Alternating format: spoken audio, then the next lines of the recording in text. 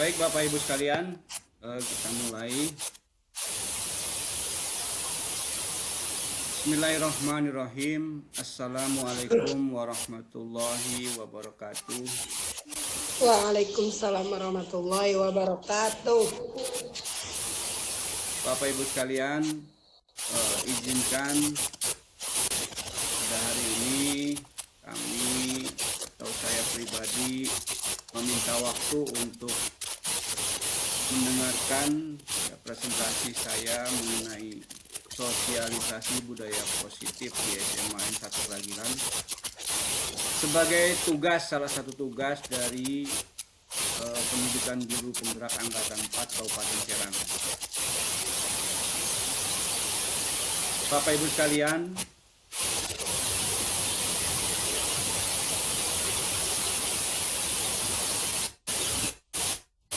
kita itu diibaratkan sebagai petani yang memiliki peran penting untuk menjadikan tanaman tumbuh subur. Jadi kita sebagai guru akan memastikan bahwa tanah tempat tumbuhnya tanaman adalah tanah yang cocok untuk ditanami. Ini sesuai dengan amanat atau pendapat dari Ki Hajar Dewantoro yang mengatakan bahwasanya kita ambil contoh perbandingannya dengan hidup tumbuh-tumbuhan. Seorang petani dalam hakikatnya sama kewajibannya dengan pendidik. Yang menanam padi misalnya hanya dapat membimbing tumbuhnya padi. Ia bisa memperbaiki kondisi tanah, memelihara tanaman padi, memberi pupuk dan air, membasmi ulat atau jamur-jamur yang mengganggu hidup tanaman padi dan lain sebagainya. Hal ini terlampir dalam lampiran 1 dasar-dasar pendidikan keluarga tahun 1 nomor 1234 November Desember 1936 Januari Februari 1937. Jadi jauh sebelum saat ini Ki Hajar Dewantoro telah memberikan atau menyampaikan tentang filosofi terkait tentang pendidikan. Jadi dari penjelasan tersebut kita dapat memahami bahwa diibaratkan sebagai tanah tempat bercocok, sehingga guru harus membuat lingkungan yang menyenangkan, menjaga dan melindungi murid dari hal-hal yang tidak baik. Jadi dengan demikian karakter murid itu tumbuh dengan baik. Sebagai contoh, murid yang tadinya malas menjadi semangat. Bukan kebalikannya. Murid akan mampu menerima dan menyerap suatu pembelajaran bila lingkungan di sekelilingnya terasa aman dan nyaman. Selama seseorang merasakan tekanan-tekanan dari lingkungannya, maka proses pembelajaran itu akan sulit terjadi. Demikian. Nah, kemudian apa urgensi dari menciptakan suasana positif di lingkungan sekolah kita?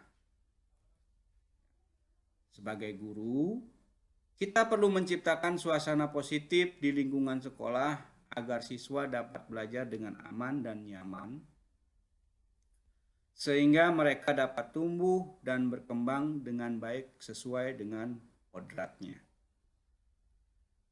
Lalu, bagaimana kita sebagai seorang pendidik dapat menciptakan suasana positif di lingkungan sekolah kita selama ini? Nah, untuk menciptakan suasana positif di lingkungan sekolah, kita selalu berusaha melakukan pekerjaan kita sebagai seorang guru yang baik, yaitu disiplin dalam mengerjakan administrasi sekolah, datang dan pulang sekolah tepat waktu, menghormati semua warga sekolah dengan tidak memandang rendah status guru maupun tenaga pendidikan non-ASN, baik satpam maupun penjaga kebun sekolah, serta menciptakan pembelajaran yang berpihak pada murid dengan melakukan asesmen non-kognitif dan asesmen kognitif di awal pembelajaran, yaitu untuk mengetahui perasaan, keinginan dan kemampuan murid kita dapat menyesuaikan kegiatan pembelajaran berdasarkan hasil diagnostik tersebut, ya, yaitu diagnostik di awal pembelajaran. Dan di akhir pembelajaran kita selalu minta kepada murid untuk melakukan refleksi pembelajaran, yaitu untuk mengetahui pemahaman materi yang telah dikuasai oleh murid.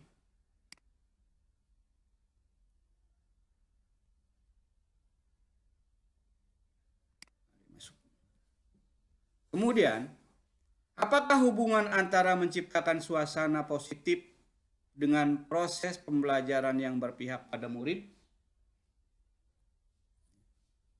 Ternyata hubungannya sangat erat, Bapak Ibu sekalian, di mana guru itu diibaratkan sebagai petani dan bibit tanaman diibaratkan sebagai murid, serta sekolah itu merupakan tempat terjadinya proses tersebut. Suasana yang positif akan sangat mempengaruhi tercapai atau tidaknya proses tersebut. Sekolah yang terkadang diibaratkan sebagai rumah kedua oleh warganya, sekolah harus selalu dirindukan oleh penghuninya. Selalu ingin hadir dan bersemangat untuk melaksanakan segala bentuk kewajiban, baik guru, kepala sekolah, murid, dan lain sebagainya. Nah, sekarang kita bahas mengenai perubahan paradigma, yaitu stimulus, respon, lawan, teori kontrol. Ya, sebelum kita pada akhirnya kita akan membahas mengenai segitiga restitusi dan restitusi bagaimana sih menangani anak yang nakal dan sebagainya. Baik Bapak dan Ibu sekalian, untuk membangun budaya positif, sekolah itu perlu menyediakan lingkungan yang positif juga, ya, aman dan nyaman agar murid-murid itu mampu berpikir, bertindak, dan mencipta dengan merdeka, mandiri, dan bertanggung jawab. Salah satu strategi yang perlu ditinjau ulang itu adalah bentuk disiplin yang dijalankan selama ini di sekolah-sekolah kita. Pembahasan disiplin kali ini akan meninjau teori yang dikemukakan oleh Diane Gossen. Jadi konsep disiplin dan motivasi perilaku manusia, ya. Yang pertama disiplin. Dalam budaya kita, makna disiplin itu menjadi sesuatu yang dilakukan seseorang pada orang lain untuk mendapatkan kepatuhan. Jadi kita cenderung menghubungkan kata disiplin itu dengan ketidaknyamanan. Nah, sedangkan Bapak Pendidikan kita Ki Hajar Dewantoro menyatakan bahwa di mana ada kemerdekaan, disitulah harus ada disiplin yang kuat. Sungguh pun disiplin itu bersifat self-disiplin, yaitu kita sendiri yang mewajibkan kita dengan sekeras-kerasnya, tetapi itu sama saja, ya. Sebab jikalau kita tidak cakap melakukan self-disiplin, wajiblah penguasa lain mendisiplinkan kita, dan peraturan demikian itulah harus ada di dalam suasana yang merdeka. Itu menurut Ki Hajar Dewantara.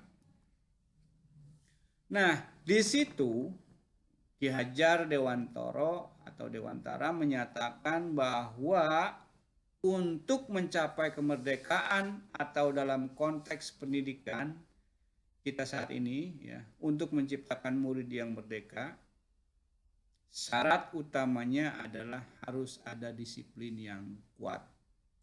Disiplin yang dimaksud adalah disiplin diri yang memiliki motivasi internal, tidak hanya motivasi eksternal. Nah, jika kita tidak memiliki motivasi internal, maka kita memerlukan pihak lain untuk mendisiplinkan kita atau motivasi eksternal. Karena berasal dari luar, bukan dari dalam diri kita sendiri, ya. Nah, pemikiran Ki Hajar ini sejalan dengan pandangan Diane Goshen dalam bukunya Restructuring School Discipline 2001. Diane menyatakan bahwa arti dari kata disiplin itu berasal dari bahasa Latin, disciplina, yang artinya belajar. Kata disiplin juga berasal dari akar kata yang sama dengan disciple atau murid, garis miring pengikut. Nah, untuk menjadi seorang murid atau pengikut, seseorang harus paham betul alasan mengapa mereka mengikuti suatu aliran atau ajaran tertentu.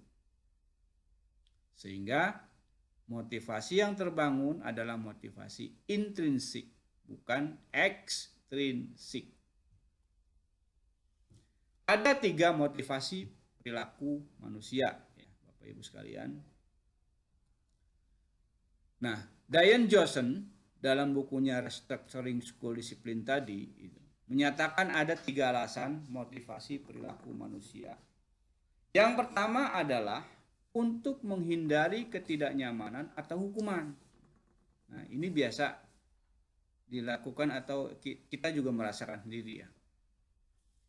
Dan ini adalah tingkat terendah dari motivasi perilaku manusia. Biasanya orang yang motivasi perilakunya untuk menghindari hukuman atau ketidaknyamanan akan bertanya, apa yang akan terjadi apabila saya tidak melakukannya? Itu sebenarnya mereka sedang menghindari permasalahan ya, yang mungkin muncul dan berpengaruh pada mereka secara fisik, psikologis maupun tidak terpenuhinya kebutuhan mereka. Bila mereka tidak melakukan tindakan tersebut. Yang kedua, untuk mendapatkan imbalan atau penghargaan dari orang lain. Nah, ini juga dulu kita sering merasakan ini. Satu tingkat di atas yang tadi ya, motivasi yang pertama tadi, di sini orang berperilaku untuk mendapatkan imbalan atau penghargaan dari orang lain. Sedangkan penghargaan itu tidak selalu bagus. Nanti akan dibahas di sesi selanjutnya. Orang dengan motivasi ini akan bertanya, apa yang saya dapatkan apabila saya melakukannya?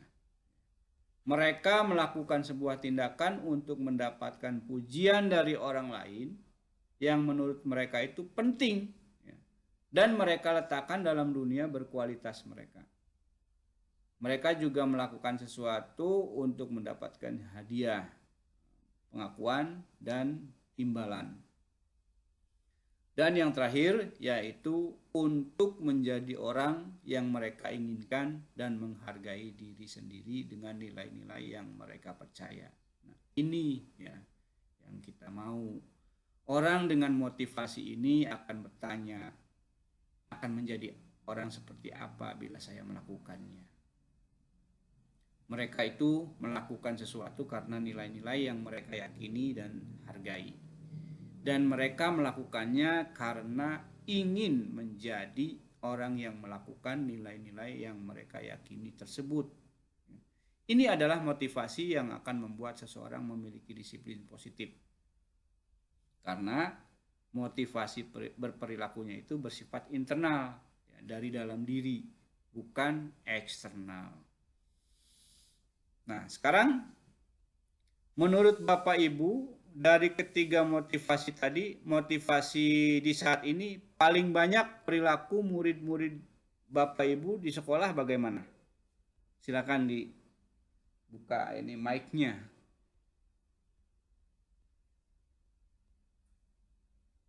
Ada yang bisa jawab?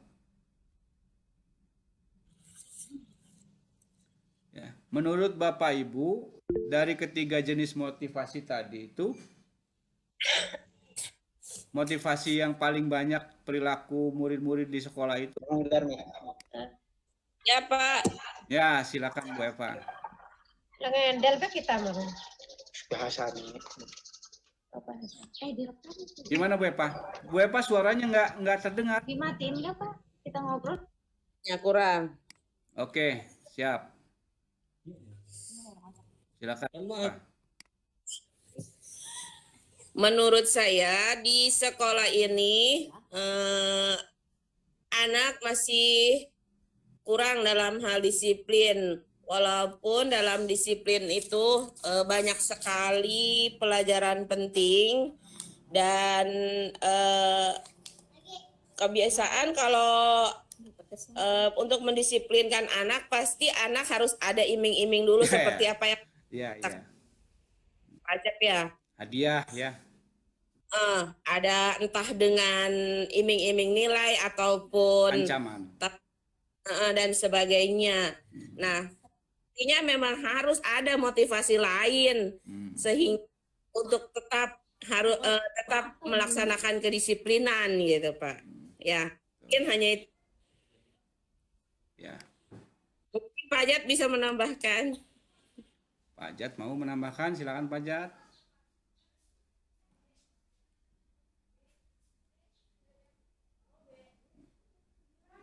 Sekali lagi diulang, jadi ada 3 alasan motivasi perilaku manusia. Ya, yang pertama untuk menghindari ketidaknyamanan atau hukuman. Ya.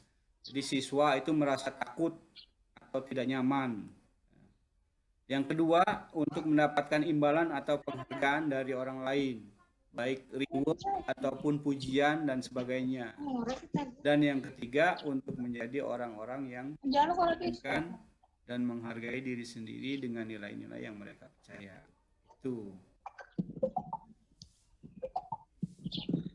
Nah, Yang nomor 2 tuh Pak, ya. yang sering terjadi di kita itu Ya. ya. Ini ya. Jadi untuk mendapatkan imbalan atau penghargaan dari orang lain itu Pak. Jadi, Ya. yang sering terjadi di sini tuh ya Bu Epa ya. Ya. Di- Oke. Jadi memang saya juga merasakan Pak Jat dan Bu Epa ya, bahwasanya sebagian besar mungkin ya antara dua ini ya, antara dua ya nomor 1 untuk menghindari ketidaknyamanan atau hukuman, ancaman gitu. Nah, Kalau tidak mengerjakan tugas kamu itu ancaman hukuman. Kemudian juga untuk mendapatkan imbalan atau penghargaan. Nah, kalau kamu mengerjakan tugas, nanti akan Bapak beri ini. Nah, itu. Kemudian ya, ini masih jarang kita temukan ya. Masih jarang sekali kita temukan. ini Nah, levelnya udah berat. Makanya ini yang harus kita bangun nanti ini. Tugas kita sebagai guru ya, kita bersama-sama bagaimana caranya bisa meningkatkan potensi intrinsik mereka. Sudah sadar diri akan terbiasa. Betul Bu Eva. Jadi lebih menghargai Ya. nilai itu masih jauh. Dinas ya.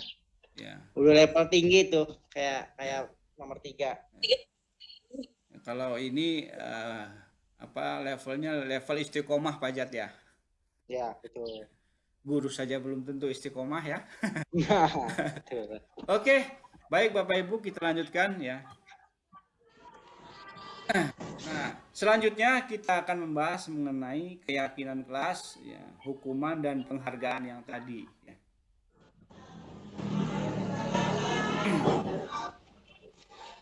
Bapak Ibu sekalian, setiap tindakan atau perilaku yang kita lakukan di dalam kelas itu dapat menentukan terciptanya sebuah lingkungan positif. Ya. Pak durung ngajar ya juga Pak. Perilaku warga kelas ya tersebut menjadi sebuah kebiasaan. Iya, Bu Marti kalau dulu kita belajar kon. Pak Epu, ya. Ditutup dulu. Mic-nya ditutup dulu Pak Epu. Nah, terima kasih Pak Epu, Bu Muai. Saya ulangi. Jadi setiap tindakan atau perilaku yang kita lakukan di dalam kelas dapat menentukan terciptanya sebuah lingkungan positif. Perilaku kelas tersebut menjadi sebuah kebiasaan yang akhirnya membentuk sebuah budaya positif. Nah, untuk terbentuknya budaya positif tersebut ya, pertama-tama perlu diciptakan dan disepakati keyakinan-keyakinan atau prinsip-prinsip dasar bersama di antara warga kelas. Ini berkaitan dengan modul 1 dan 1.2 dan 1.3 ya. Terus mengapa harus keyakinan kelas? Kan sudah ada peraturan. Kenapa harus keyakinan kelas? Kita bahas Bapak Ibu sekalian. Pertanyaan berikutnya adalah mengapa kita memiliki peraturan tentang penggunaan helm pada saat mengendarai motor ya, atau kendaraan roda 2? Kemungkinan jawaban Bapak Ibu itu adalah untuk keselamatan.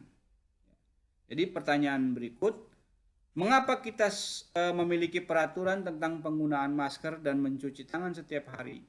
Mungkin jawaban Bapak Ibu adalah untuk kesehatan dan atau keselamatan. Nilai-nilai keselamatan atau kesehatan inilah yang kita sebut sebagai suatu keyakinan.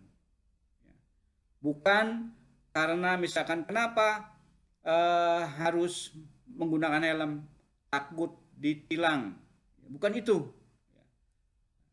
Jadi nilai-nilai keselamatan atau kesehatan ini yang kita sebut sebagai suatu keyakinan, yaitu nilai-nilai kebajikan atau prinsip-prinsip universal yang disepakati bersama secara universal juga.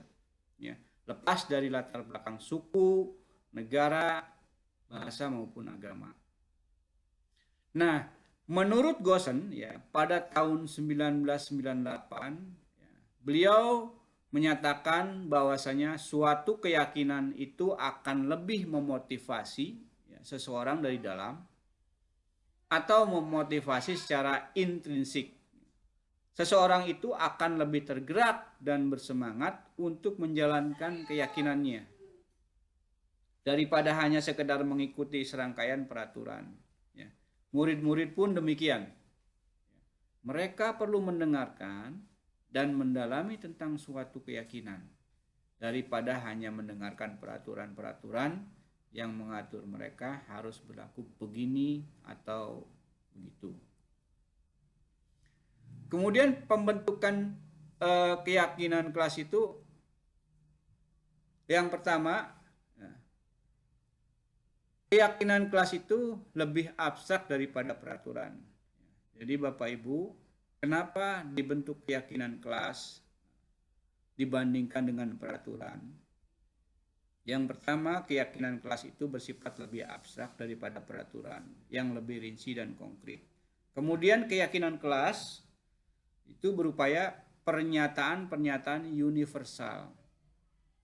Pernyataan keyakinan kelas senantiasa dibuat dalam bentuk positif. Kemudian keyakinan kelas hendaknya tidak terlalu banyak, ya, sehingga mudah diingat dan dipahami oleh semua warga kelas. Kemarin sudah ada beberapa yang sudah mengaplikasikan membuat keyakinan kelas, ya terima kasih. Kemudian keyakinan kelas sebaiknya sesuatu yang dapat diterapkan di lingkungan tersebut. Ya. Muatan lokal lah. Semua warga kelas juga hendaknya ikut berkontribusi dalam pembuatan keyakinan kelas itu lewat kegiatan curhat atau curah pendapat. Dan bersedia meninjau kembali keyakinan kelas itu dari waktu ke waktu, jadi bisa dirubah-rubah. Bagaimana prosedurnya untuk membentuk keyakinan kelas? Nah, jika kita mau membentuk sebuah keyakinan kelas, yang pertama itu kita mempersilahkan murid-murid di kelas itu untuk bercurah pendapat tentang peraturan-peraturan yang perlu disepakati di kelas. Jadi keyakinan kelas itu bukan dibuat oleh kita. Keyakinan kelas itu dibuat oleh bersama. Tidak satu arah. Yang kedua, mencatat semua masukan-masukan, ya masukan-masukan para murid di papan tulis. Bisa ya, di papan tulis atau jika memungkinkan di kertas besar, kertas ukuran poster, di mana semua anggota kelas itu bisa melihat hasil curah pendapat tersebut. Yang ketiga, prosedurnya susun keyakinan kelas itu sesuai prosedur pembentukan keyakinan kelas. Ganti kalimat-kalimat dalam bentuk negatif itu menjadi positif. Nggak ada yang namanya jangan. Diganti itu. Kalimat-kalimat kata-kata negatif diganti dengan kata-kata yang positif. Ya. Contohnya, nih kalimat negatif itu, jangan berlari di kelas atau koridor. Jangan membuang sampah sembarangan. Ya. Tapi gantilah menjadi kalimat yang positif. Misalkan, terima kasih Anda sudah membuang sampah pada tempatnya. Kemudian, berjalanlah di kelas atau koridor. Jadi sebetulnya melarang berlari, ya, tapi kalimatnya positif. Kemudian yang keempat, jangan lupa tinjau kembali daftar curah pendapat yang sudah dicatat tersebut. Kita ya mungkin akan mendapati bahwa pernyataan yang ditulis itu masih banyak yang berupa peraturan ya, tanpa disengaja. Selanjutnya, ajak murid untuk menemukan nilai kebajikan atau keyakinan yang menjadi inti dari peraturan tersebut. Ya, contoh tadi ya, berjalan di kelas, dengarkan guru, datanglah tepat waktu, bisa disarikan menjadi satu keyakinan, yaitu keyakinan untuk menghormati, saling menghormati atau nilai kebajikan hormat. Keyakinan inilah yang dijadikan daftar untuk disepakati. Jadi kegiatan ini juga merupakan peralihan dari bentuk peraturan, peralihan ya, dirubah peraturan ke keyakinan kelas. Yang kelima, tinjau ulang kembali keyakinan kelas secara bersama-sama tuh. Seharusnya setelah beberapa peraturan telah disatukan menjadi beberapa keyakinan, maka jumlah butir pernyataan keyakinan akan berkurang, dipadatkan. Sebaiknya keyakinan kelas itu tidak terlalu banyak ya. Bisa berkisar antara 3 sampai 7 prinsip atau keyakinan. Bila mana terlalu banyak, itu nanti sulit ya mengingatnya. Akan sulit mengingatnya.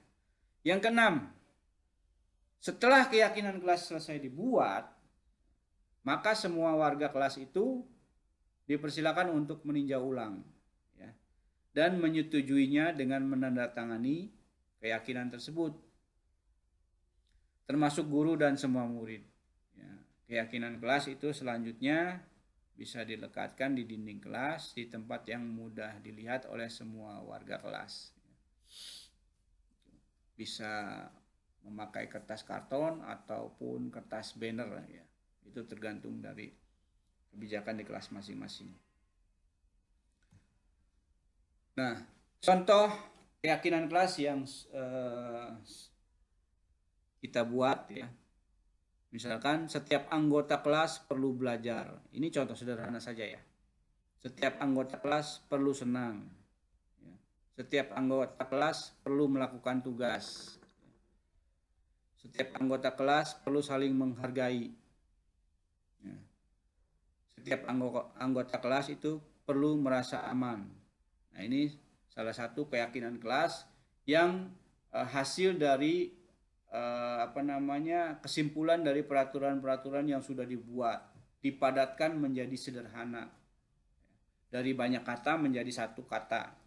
Dari banyak keyakinan, banyak peraturan menjadi satu keyakinan. Itu. Nah, kemudian harus ada yang namanya pendalaman keyakinan kelas. Dalam menjalankan peraturan ataupun keyakinan kelas, bila mana ada suatu pelanggaran, tentunya sesuatu harus terjadi. Untuk itu, kita perlu meninjau ulang penerapan penegakan peraturan atau keyakinan kelas kita selama ini. Penerapan terhadap suatu pelanggaran itu bisa dalam bentuk hukuman atau sanksi atau berupa restitusi. Nah, tapi sebelum kita melangkah kepada penerapan restitusi itu, kita perlu bertanya, adakah perbedaan antara hukuman dan sanksi? Bila sama, di mana persamaannya? Tapi jika berbeda, bagaimana perbedaannya? Perlu ditambahkan bahwa bentuk sanksi untuk lingkungan pendidikan itu harus disesuaikan menjadi konsekuensi.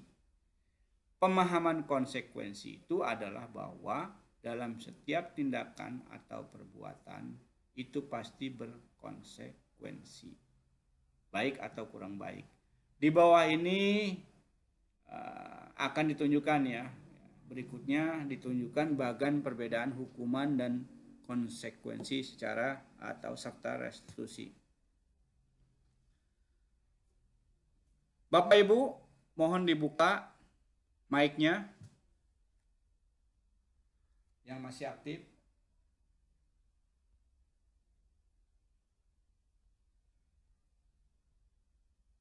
Oke.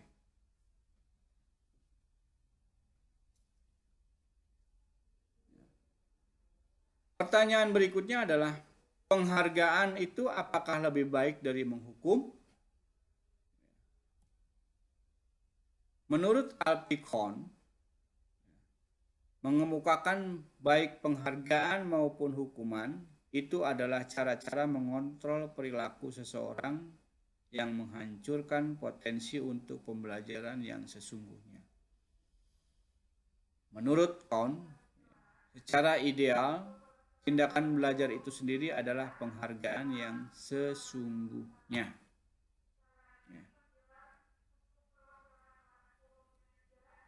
Alasannya apa? Pengaruh jangka pendek dan jangka panjang. Penghargaan berlaku untuk mendapatkan seseorang itu melakukan sesuatu dalam jangka waktu pendek. Kemudian jika kita menggunakan penghargaan lagi dan lagi, maka orang tersebut itu akan bergantung pada penghargaan yang diberikan, serta kehilangan motivasi dari dalam. Jika kita mendapatkan penghargaan untuk melakukan sesuatu yang baik, maka selain kita senantiasa berharap mendapatkan penghargaan tersebut lagi, kita pun menjadi tidak menyadari tindakan baik yang kita lakukan.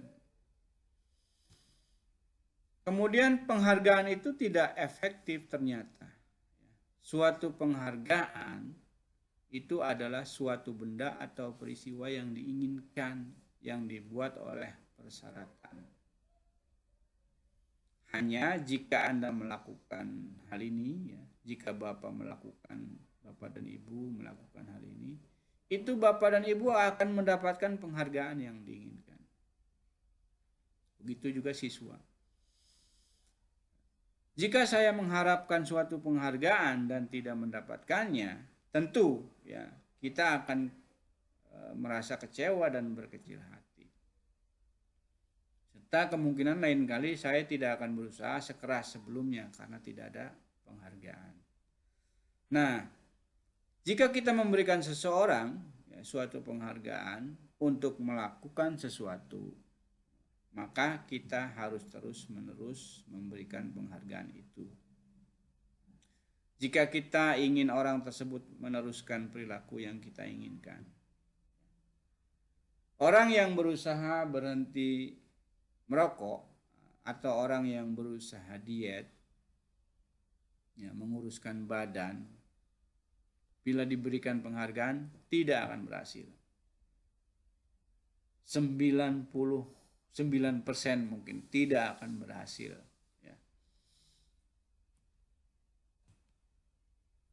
Kemudian penghargaan juga ternyata merusak hubungan. Bapak Ibu sekalian, ketika seorang diberi penghargaan atau dipuji di depan orang banyak, maka yang lain akan merasa iri. Tentu Dan sebagian dari mereka itu akan tidak menyukai orang yang diberikan penghargaan tersebut. Karena iri. Ada salah satu orang atau dua orang ya, yang mendapatkan penghargaan tersebut. Kemudian jika guru sering memberikan penghargaan kepada murid-muridnya, besar kemungkinan murid-muridnya termotivasi ya, hanya untuk menyenangkan gurunya. Mereka itu tidak akan bersikap jujur kepada guru tersebut. Jadi mereka, siswa itu tidak akan jujur sama kita.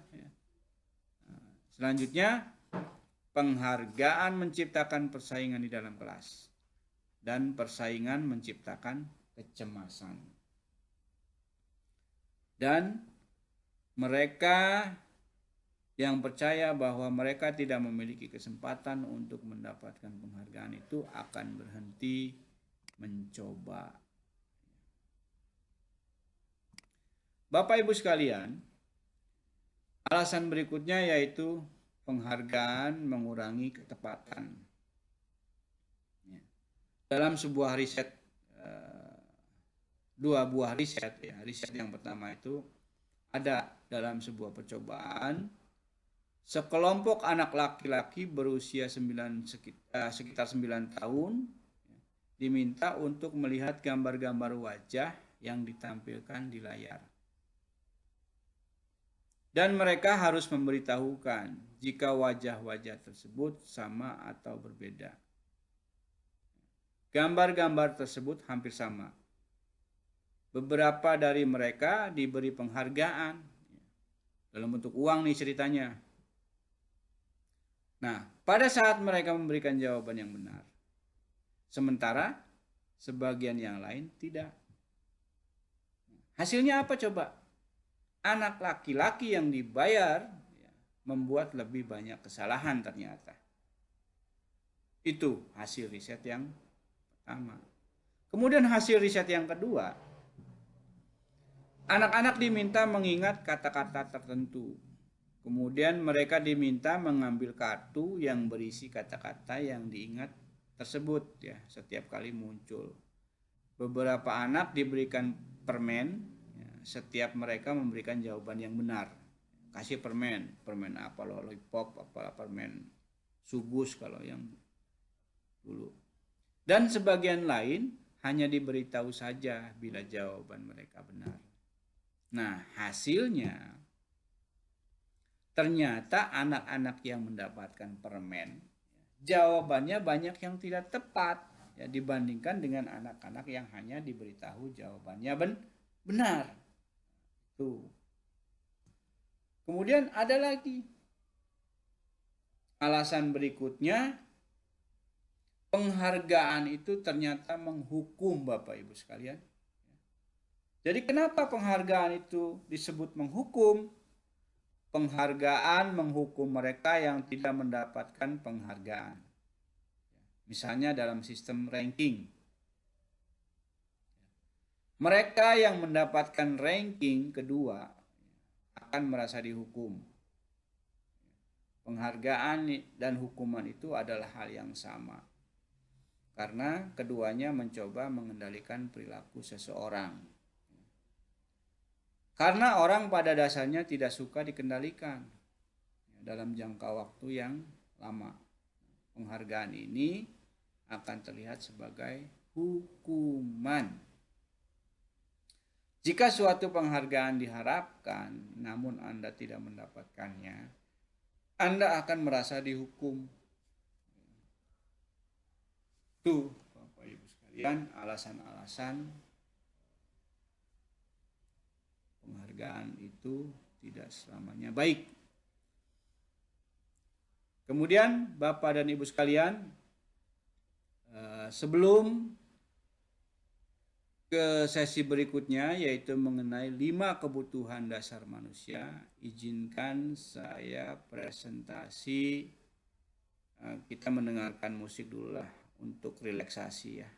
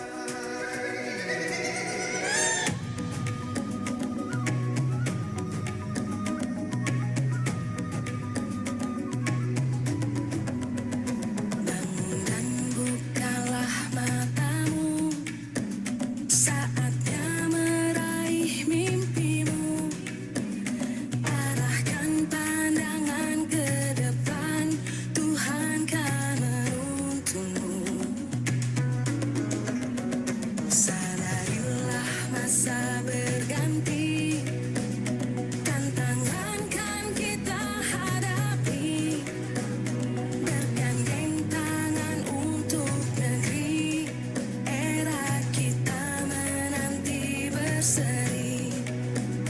Kita belajar Pancasila, kita bernafas dalam sila-silanya. Kita belajar Pancasila, ayo kita jaga untuk Indonesia. Bersatu dalam perbedaan, terpegang tangan dan berlari. Singkirkan egomu, oh kawan, demi negeri ini. Jadilah generasi emas, cerdas berkarakter itu kita. Berjuang dan harus berani, kita terus torehkan prestasi.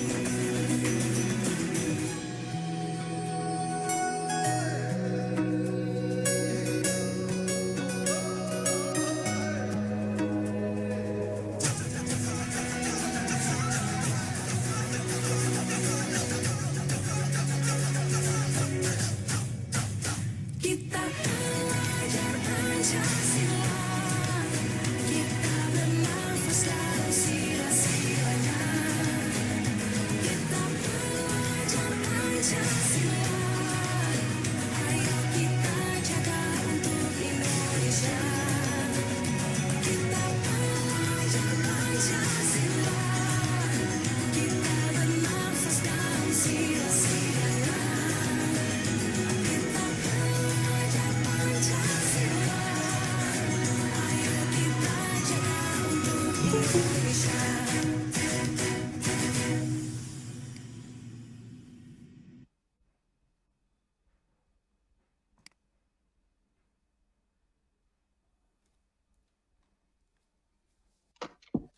Ini. Baik Bapak Ibu, silakan dibuka mic-nya. Bukan ice breaking ya.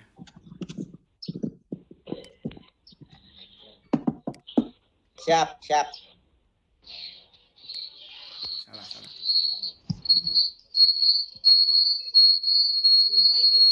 Nih, saya taruh nih. Mau saya taruh. Di tempat kita awas hilang. Mana nih, bentar.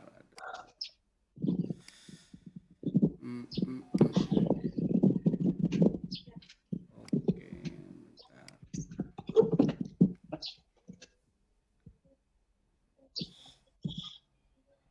Belum. Mana nih ya kerungu? Kerungu.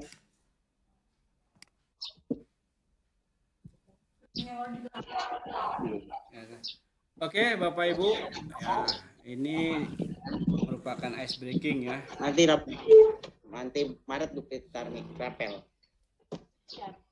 Bu Fitri nanti saya kirim ya.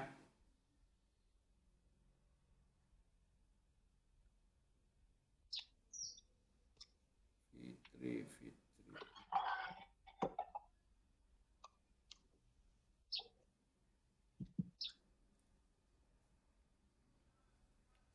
Tes, udah siap semua, udah standby?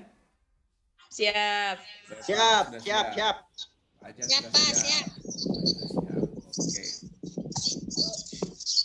Nah, Bapak Ibu, tugasnya hanya menyebutkan warnanya saja. Ya. Ih, saya mau buta warna. Serius, Pak Jak? Iya.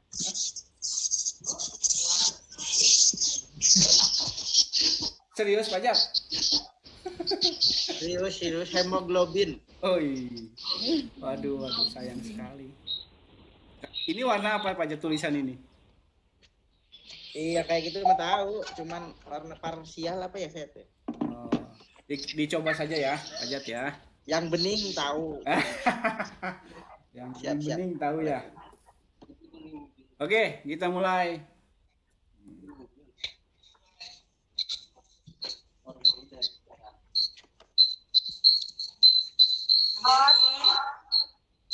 Silakan. Siap. Silakan sebutkan. warna duit. Ah, Fitri Biru makin sama merah. baik, aja ning kene kita ge menjauh. Kalau misalkan merah, sebutkan merah. Kalau coklat itu pajat yang seperti itu. Kalau hijau, putih, Siapa, Cep? putih. Ini putih tahu putih, ini kuning, biru, Kuning, hijau, biru. merah. Bener ini. Benar, udah. Iya. Udah ya.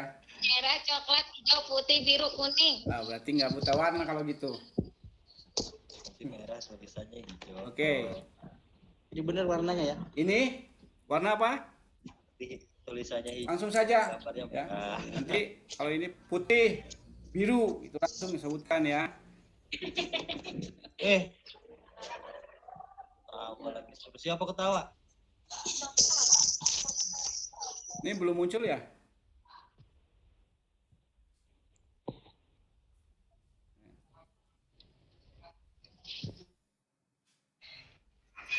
Siapa itu ya? Nah, ini. Ya, silakan. Kontrol anak. Ayo, warna apa ini? Ini apa? Ayo. Ini apa, Bu Epa?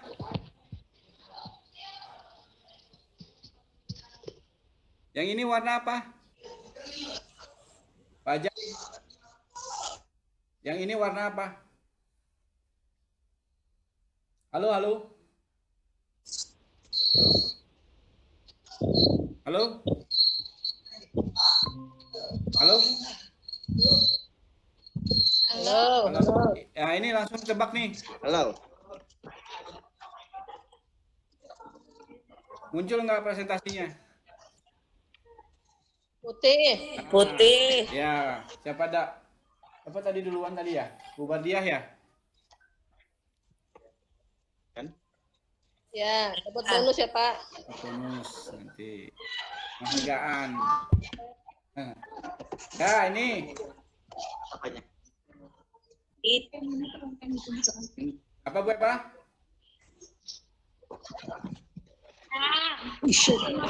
Apa ini ya? Nah. Oke, kita mau orang aku Fitri. Ya, cepat segera. Warna sama kena tes kita di kantor polisi. Ayo. Hijau. Nah, Hijau ini. Ungu Ai.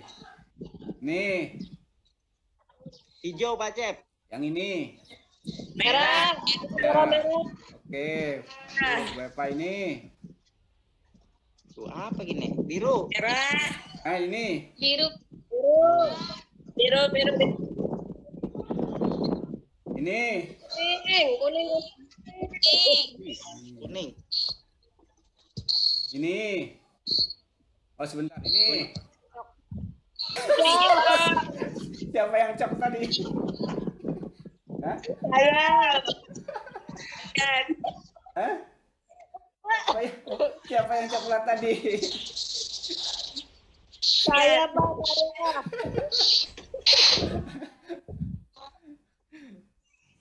Ini. Februari, Pak, soalnya jadi coklat. Oke. Valentine. Iki apa Iki? Bentar. Hijau itu hijau. Bentar. Oh, sama banyak ini. Biru. Biru. Oke.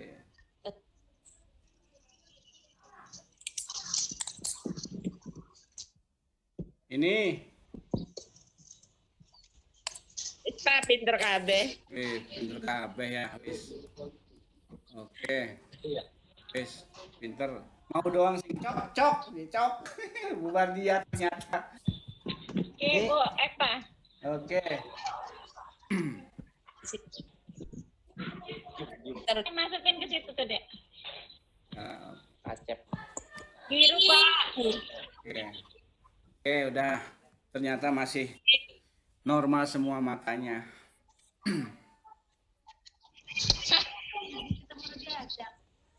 Ian jawab tadi. Zoom ini. Coklat oleh Yang merah-merah coklat. identik dengan apa ya? 100.000 ya. Baik, kembali ke laptop. Bapak, Ibu. Kita lanjutkan yang tadi. Lalu hadiahnya Berapa ini? Ya, 3 menit lagi ya. Mas dulu ya. Ada 5 Biarin. kebutuhan dasar manusia ya. Bapak Ibu sekalian, kita kembali ke laptop ya. Mohon mic-nya di-mute-kan lagi. Ada 5 kebutuhan dasar manusia.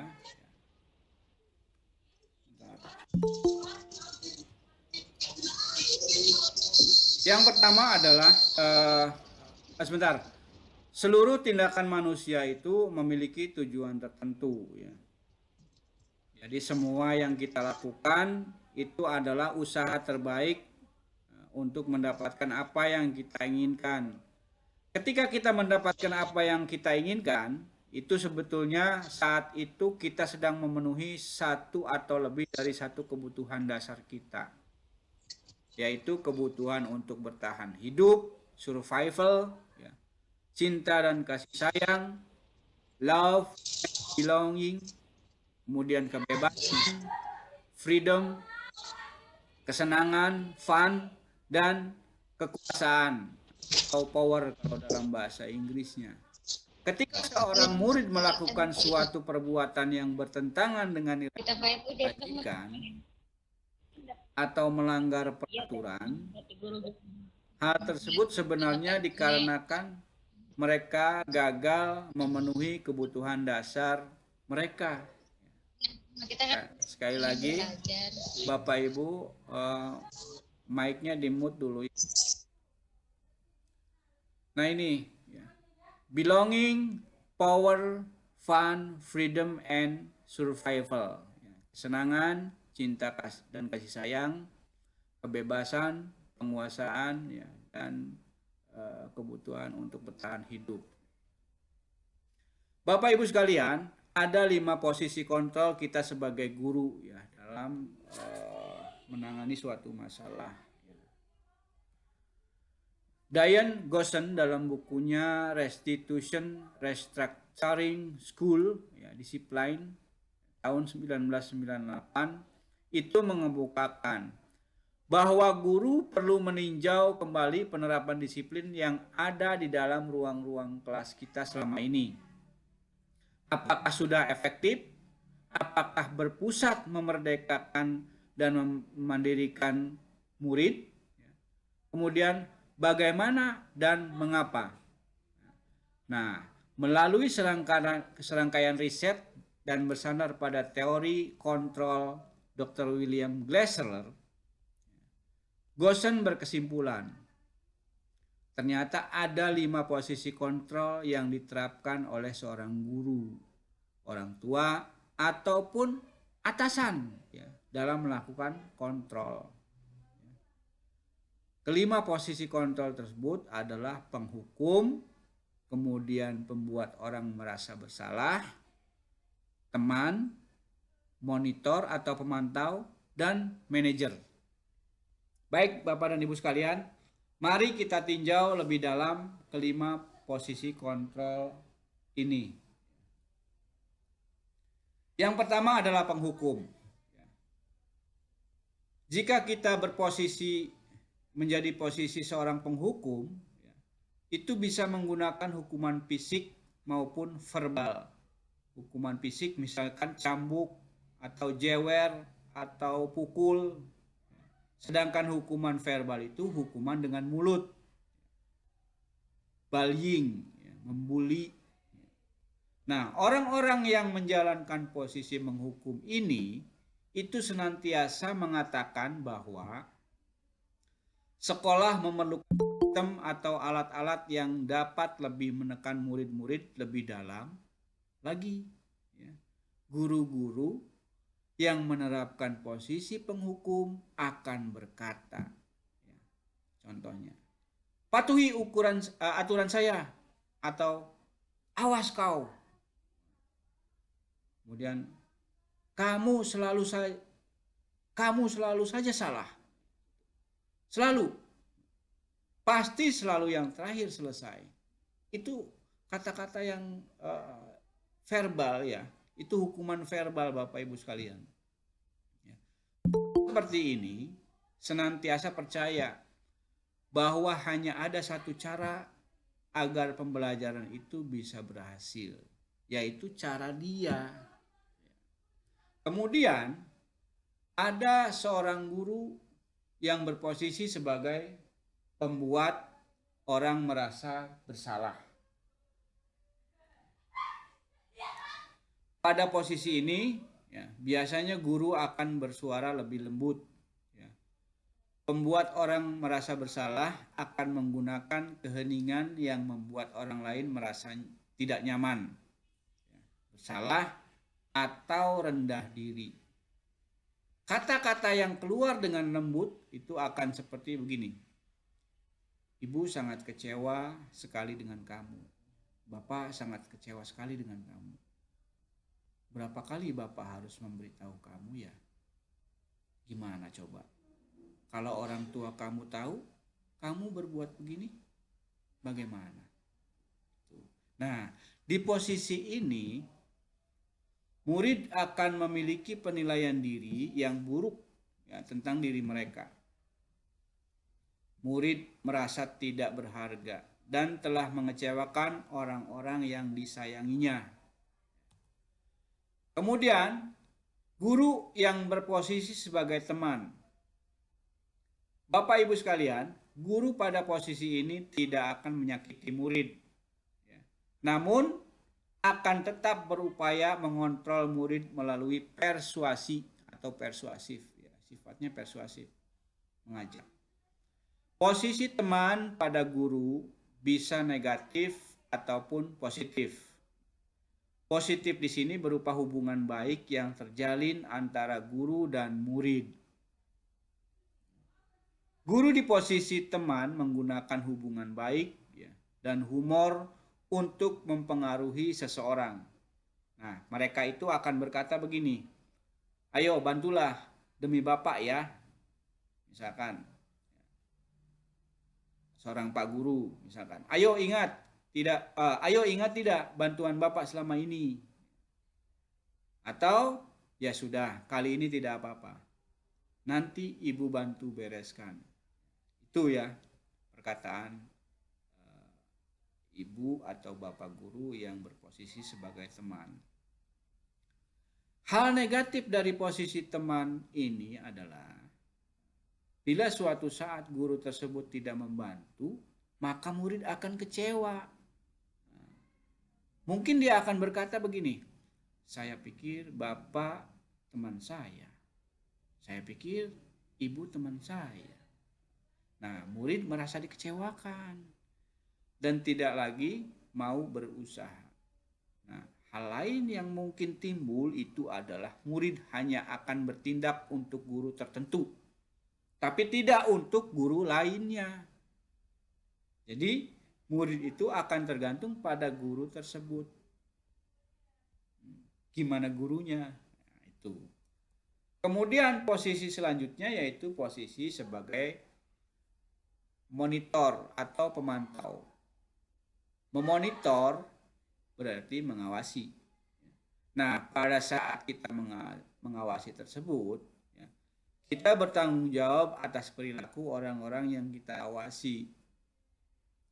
Posisi pemantau berdasarkan pada peraturan-peraturan dan konsekuensi, dengan menggunakan sanksi atau konsekuensi, kita dapat memisahkan hubungan pribadi kita dengan murid sebagai seorang yang menjalankan posisi pemantau.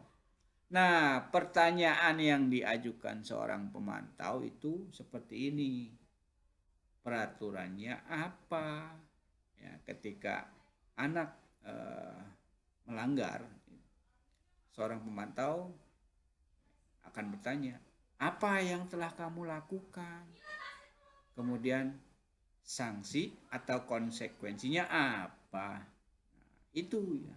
Seorang pemantau sangat mengandalkan penghitungan, catatan, data yang dapat digunakan sebagai bukti atas perilaku seseorang. Nah, posisi ini akan menggunakan stiker, slip catatan, maupun daftar cek. Posisi monitor sendiri berawal dari teori stimulus respon yang menunjukkan tanggung jawab guru dalam mengontrol murid.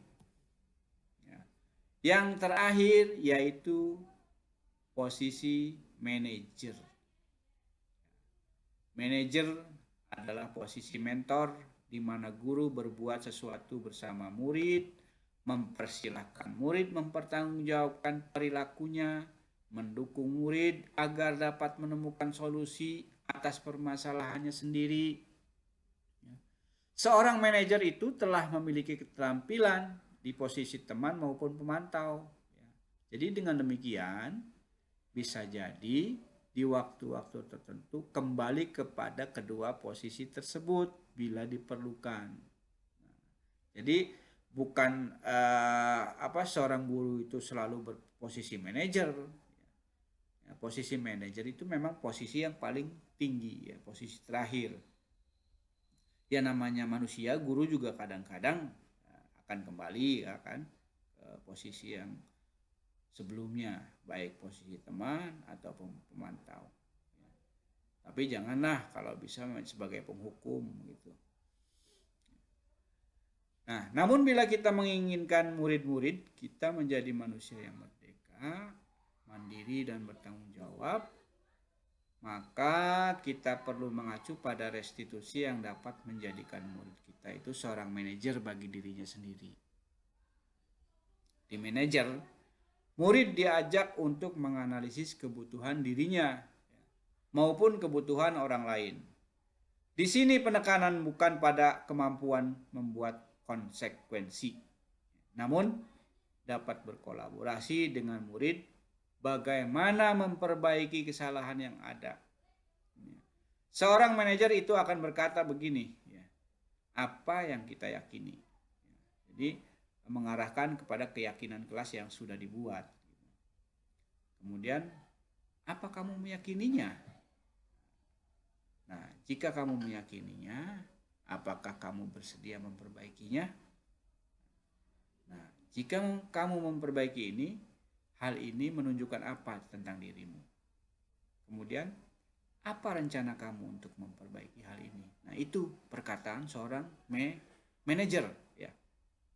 Tugas seorang manajer bukan untuk mengatur perilaku seseorang. Kita membimbing murid untuk dapat mengatur dirinya. Seorang manajer bukannya memisahkan murid dari kelompoknya, tapi justru mengembalikan murid tersebut ke kelompoknya dengan lebih baik dan kuat.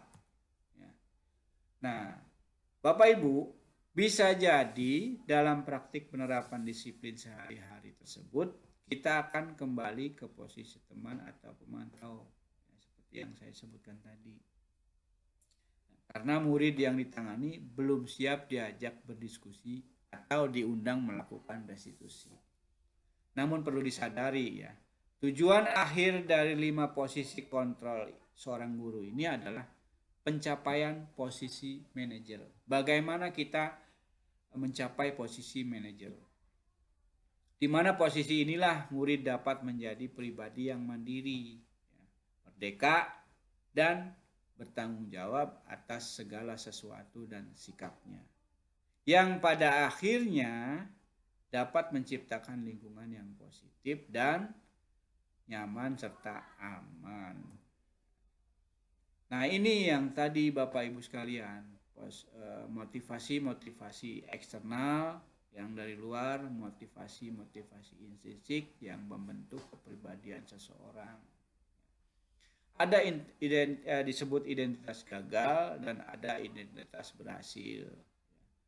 Yang dinamakan identitas gagal itu bisa jadi disebabkan oleh seorang guru yang berposisi sebagai penghukum dan pembuat orang merasa bersalah. Seorang guru yang berposisi sebagai teman, pemantau atau manajer bisa jadi menjadi akan identitas berhasil atau sukses ya. Karena ini perilakunya kontrol positif.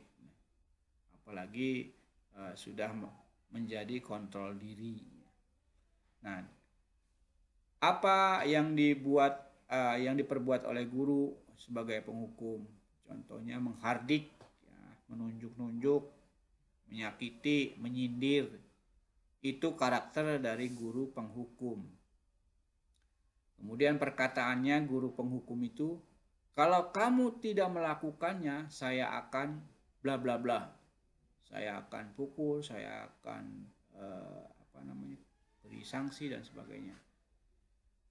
Nah, hasilnya apa coba? Siswa tersebut pasti akan memberontak, ya, menjadi seorang pendendam, selalu menyalahkan orang lain. Ya. Kemudian guru yang berposisi sebagai pembuat orang merasa bersalah, itu biasanya berceramah, menunjukkan kekecewaan mendalam. Ya. Nah, kemudian dia berkata, kamu sudah mengecewakan saya. Kamu sudah mengecewakan Bapak. Tuh. Dan kemudian hasilnya akan menjadi siswa tersebut akan menyembunyikan sesuatu. Kemudian menyangkal, bisa jadi juga berbohong. Itu Bapak Ibu contoh motivasi eksternal, motivasi intrinsik. Posisi guru sebagai penghukum membuat orang merasa bersalah. Begitupun nanti sebagai pemantau dan manajer akan berbeda.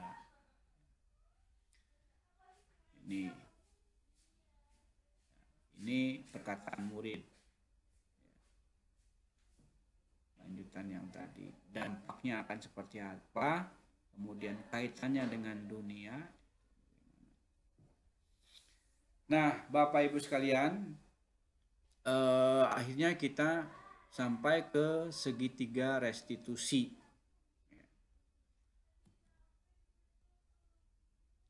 Bapak Ibu, bila ada seorang yang berbuat salah pada kita, ya, ketika mereka menawarkan sebuah tindakan untuk memperbaiki kesalahan mereka, kemungkinan besar jawaban kita itu adalah akan menolak semua tawaran itu dan akan bilang tidak usah, tidak apa-apa, lupakan saja. Itu kebiasaan kita selama ini.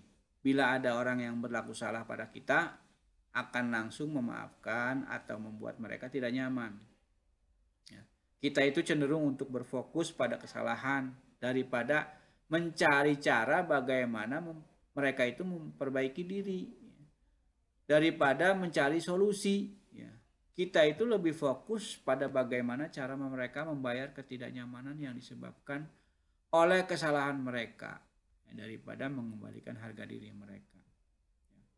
Membuat kondisi menjadi impas menjadi lebih penting daripada membuat situasi menjadi benar. Nah, restitusi ternyata itu merupakan sebuah cara menanamkan disiplin positif pada murid, Bapak Ibu sekalian. Ya. Definisi restitusi itu yang pertama yaitu proses menciptakan kondisi bagi murid, ya, untuk memperbaiki kesalahan mereka, ya, sehingga mereka bisa kembali pada kelompok mereka dengan karakter yang lebih kuat. Itu menurut Gosen, ya, tahun 2004. Di definisi lain juga, restitusi adalah proses kolaboratif yang mengajarkan murid untuk mencari solusi untuk masalah dan membantu murid berpikir tentang orang seperti apa yang mereka inginkan dan bagaimana mereka harus memperlakukan orang lain.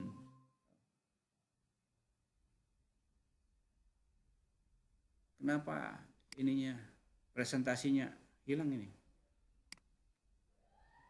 Mohon maaf.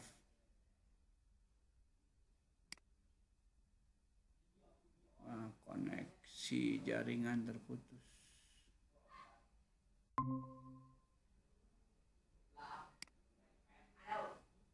Maaf, koneksinya terputus ya.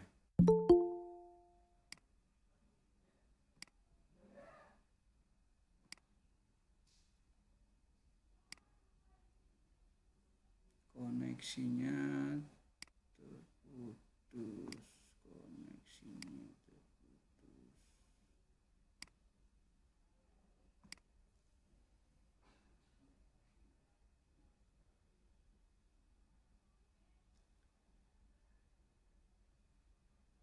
Baik Bapak Ibu sekalian, saya ulangi bahwa restitusi itu adalah ternyata sebuah cara menanamkan disiplin positif bagi murid ya. Jadi menurut Gosen pada tahun 2004 itu menyatakan bahwasanya restitusi itu adalah proses menciptakan kondisi bagi murid untuk memperbaiki kesalahan mereka sehingga mereka bisa kembali pada kelompok mereka dengan karakter yang lebih kuat. Chelsom Gosen tahun 1996 juga mengemukakan bahwasanya restitusi itu adalah proses kolaboratif yang mengajarkan murid untuk mencari solusi untuk masalah dan membantu murid berpikir tentang orang seperti apa yang mereka inginkan dan bagaimana mereka harus memperlakukan orang lain. Kemudian, restitusi juga membantu murid menjadi lebih memiliki tujuan, disiplin positif, dan memulihkan dirinya setelah berbuat salah. Penekanannya bukanlah pada bagaimana berperilaku untuk menyenangkan orang lain atau menghindari ketidaknyamanan, namun tujuannya adalah menjadi orang yang menghargai nilai-nilai kebajikan yang mereka percayai. Sebelumnya kita telah belajar tentang teori kontrol ya, bahwa pada dasarnya kita itu sebetulnya memiliki motivasi intrinsik. Nah, melalui restitusi ini, ketika murid berbuat salah itu, guru akan menanggapi dengan cara yang memungkinkan murid untuk membuat evaluasi internal ya, tentang apa yang dapat mereka lakukan untuk memperbaiki kesalahan mereka dan mendapatkan kembali harga dirinya. Nah, restitusi ini menguntungkan korban, tetapi juga menguntungkan orang yang telah berbuat salah. Ini sesuai dengan prinsip teori kontrol dari William Glasser ya, tentang solusi win-win, menang-menang, win-win solution. Ada peluang luar biasa bagi murid untuk bertumbuh ketika mereka melakukan kesalahan. Bukankah pada hakikatnya begitulah cara kita belajar? Murid perlu bertanggung jawab atas perilaku yang mereka pilih. Tapi mereka juga dapat memilih ya, untuk belajar dari pengalaman dan membuat pilihan yang lebih baik di waktu yang akan datang. Ketika guru memecahkan masalah perilaku mereka, murid akan kehilangan kesempatan untuk mempelajari keterampilan yang berharga untuk hidup mereka. Nah, sekarang kita lihat bedanya, ya, ciri-ciri restitusi dan bedanya dengan program disiplin lainnya.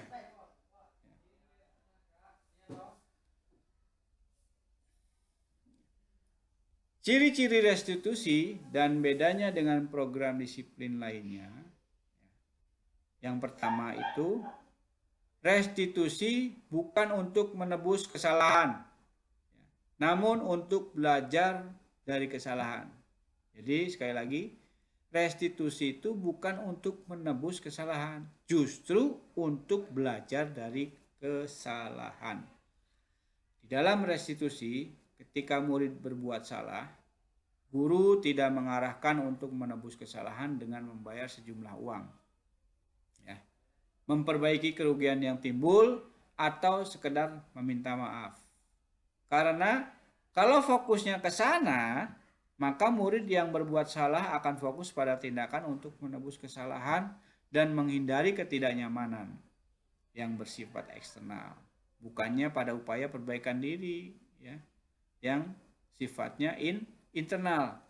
Nah, biasanya setelah menebus kesalahan, orang yang berbuat salah akan merasa sudah selesai dengan situasi ini.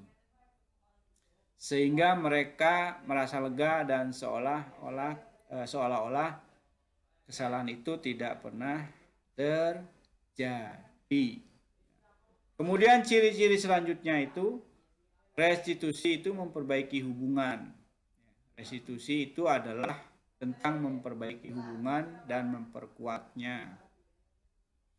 Restitusi juga membantu murid-murid dalam hal mereka ingin menjadi orang seperti apa dan bagaimana yang mereka ingin perlakukan. Restitusi itu adalah proses refleksi dan pemulihan.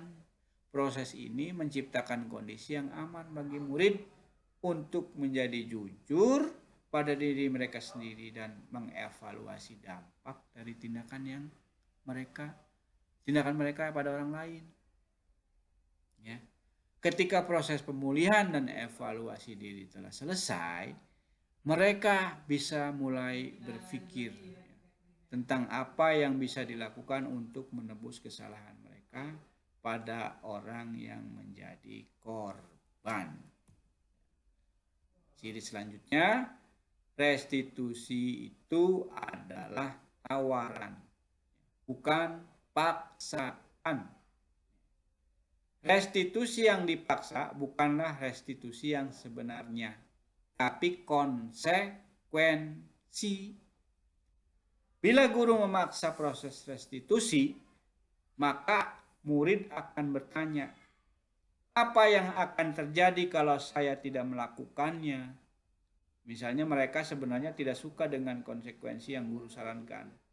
Mereka mungkin akan setuju dan akan melakukannya, tapi karena mereka menghindari ketidaknyamanan atau menghindari kehilangan kebebasan atau diasingkan dari kelompok, mereka akan percaya kalau mereka menyakiti orang, mereka juga tersakiti. Maka mereka pikir itu impas. Kemudian restitusi juga menuntun untuk melihat ke dalam diri. Di dalam proses restitusi, kita akan melihat adanya ketidakselarasan antara tindakan murid yang berbuat salah dan keyakinan mereka tentang orang yang seperti apa yang mereka inginkan. Untuk membimbing proses pemulihan diri, guru bisa bertanya pada mereka. Ya, contohnya, kamu ingin menjadi orang seperti apa?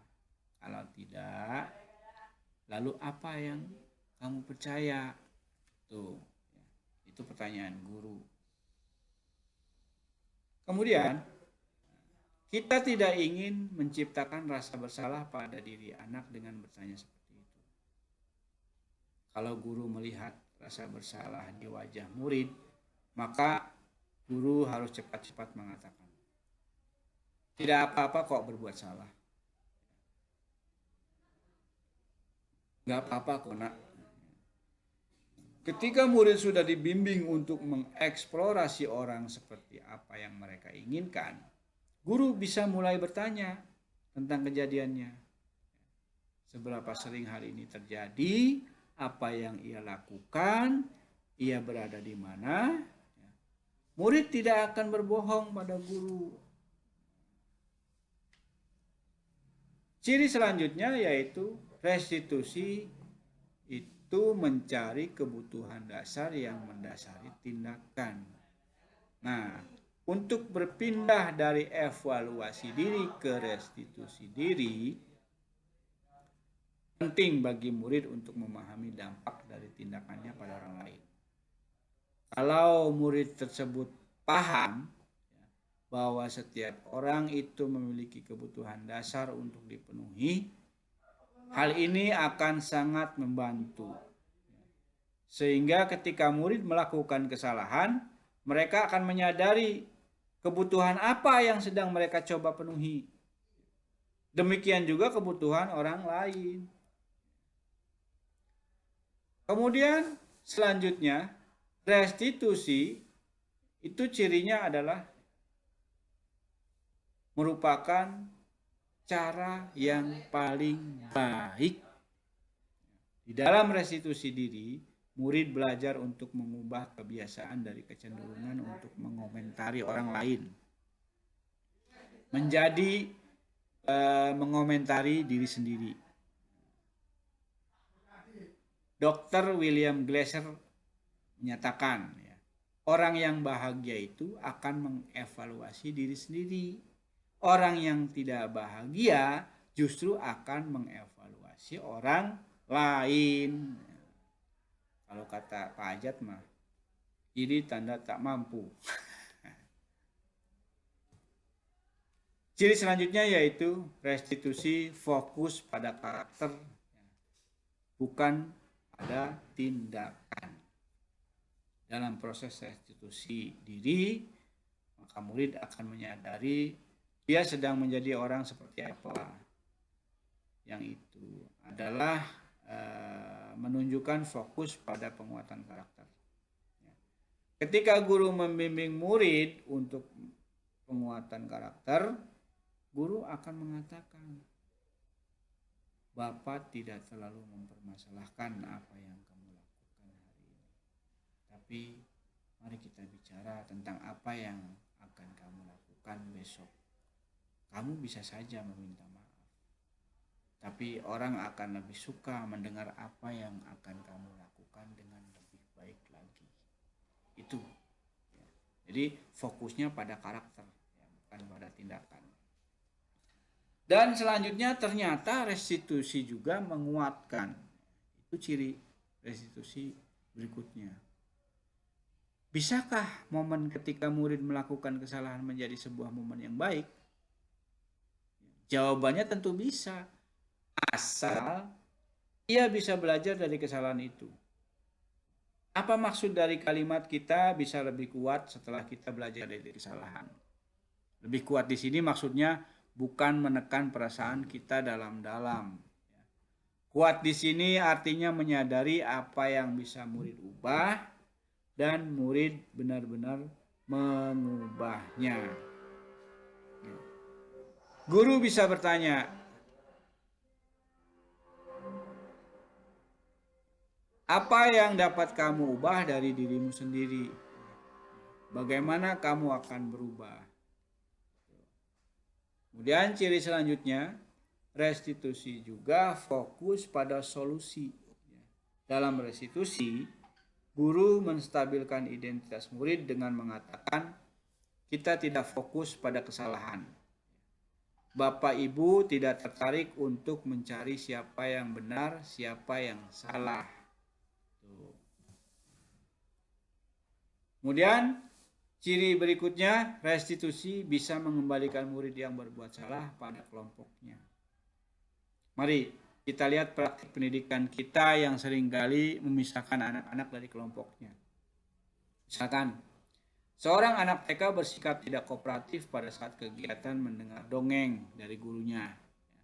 Anak itu disuruh keluar dari kelompoknya. Atau anak itu diminta duduk di belakang kelas tuh, atau di pojok kelas. Disuruh keluar kelas ke koridor, terus kemudian ke kantor guru. Bahkan seringkali dibiarkan tanpa pengawasan. Tuh. Kalau ada anak remaja nakal, orang tua menyuruh pergi dari rumah. Padahal kalau mereka jauh dari orang tuanya jadi tidak bisa mengajari mereka, dan mereka tidak belajar nilai-nilai kebajikan. Kalau mereka tidak belajar, bagaimana nasib generasi kita ke depan? Kalau kita menjauhkan remaja kita, maka mereka akan putus hubungan dengan kita. Ketika anak berbuat salah, kita tidak bisa memotivasi anak untuk menjadi baik. Kita hanya bisa menciptakan kondisi agar mereka bisa melihat ke dalam diri mereka. Kita harusnya mengajari mereka itu untuk menyelesaikan masalah mereka dan berusaha mengembalikan mereka ke kelompok mereka dengan karakter yang lebih kuat. Ya.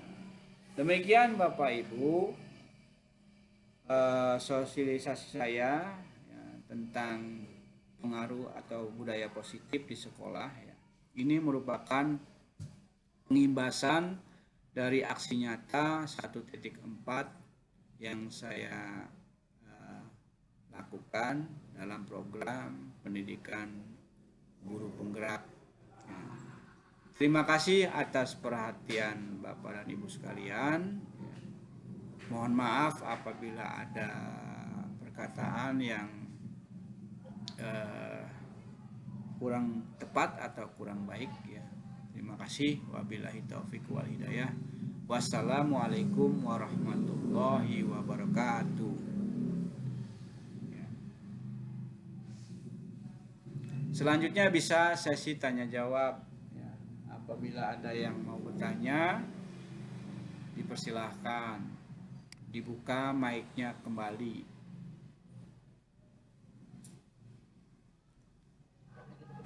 Mungkin ada pertanyaan Pak Ajat, Bu Epa, Fitri, Bu Neng.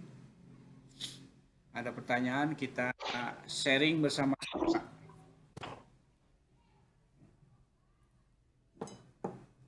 Pak Cep, Ya, ini ya saya mau bertanya nih Pak ya, ya.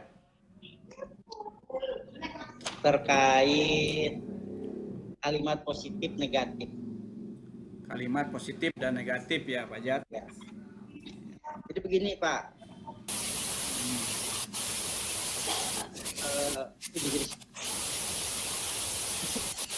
kita kan udah terbiasa, mohon maaf ya, misalnya kita terbiasa kalimat negatif, itu akan membutuhkan waktu untuk membiasakan diri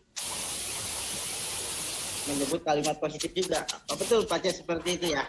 Ya, betul. Nah, jadi kan intinya begitu Pak. Jadi saya setuju kita menggunakan kalimat positif, tetapi kan pada diri kita masing-masing ini ada kebiasaan sebelumnya ya yang sulit di. Ya, betul. Ya itu tuh. Jadi kita tuh tetap berusaha untuk melaksanakan kalimat-kalimat yang positif lah, intinya ke sana. Jadi Betul. bukan pertanyaan, hanya Ya, batas itu aja lah Pak. sip. Ya, terima kasih Pak Ajat. Jadi seperti yang dibilang, jangan dulu membicarakan mengajari orang lain sebelum mengajari diri sendiri. Nah, kita sebagai guru, yang namanya guru kan digugu dan ditiru. Ya, tentunya kita harus meneladani siswa dulu. Ya. Jangan menyuruh siswa. Contoh ini, saya sendiri menyuruh siswa berhenti merokok, tetapi saya sendiri merokok. Itu. Ya. Jangan memerintahkan siswa untuk melarang siswa berbuat sesuatu, tapi kita sendiri berbuat sesuatu itu. Nah, kata-kata positif di sini ya harus kita tanamkan dari diri kita sendiri dulu sebelum kita menyuruh atau memerintahkan kepada siswa. Oh, ini kamera saya nonaktif ya. Jadi gitu Pak Jat. Siap, setuju Pak.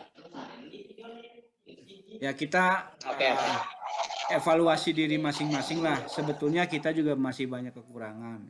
Tapi seiring dengan adanya program guru penggerak ini, sebetulnya saya juga kaget Pak Jat ya. Ya mungkin Pak Jat sudah tahu lah dari bagian-bagian kemarin tes seleksi guru penggerak yang sudah dilakukan. Ya artinya kita diharuskan untuk disebutnya brainwash, mencuci otak kita yang buruk-buruk gitu. Dimulai dengan pemikiran Ki Hajar Dewantoro yang dalam filosofinya yaitu yang terkenal, yang sering kita dengar itu adalah Tuturi Handayani itu kan. Nah, dari situ kemudian pendidikan yang berpihak pada murid. Kemudian ada nanti pendidikan berdiferensiasi, pembelajaran berdiferensiasi dan sebagainya. Dan materi-materi yang ada dalam program pendidikan guru penggerak ini memang apa ya, bagi kita akan bukan sulit,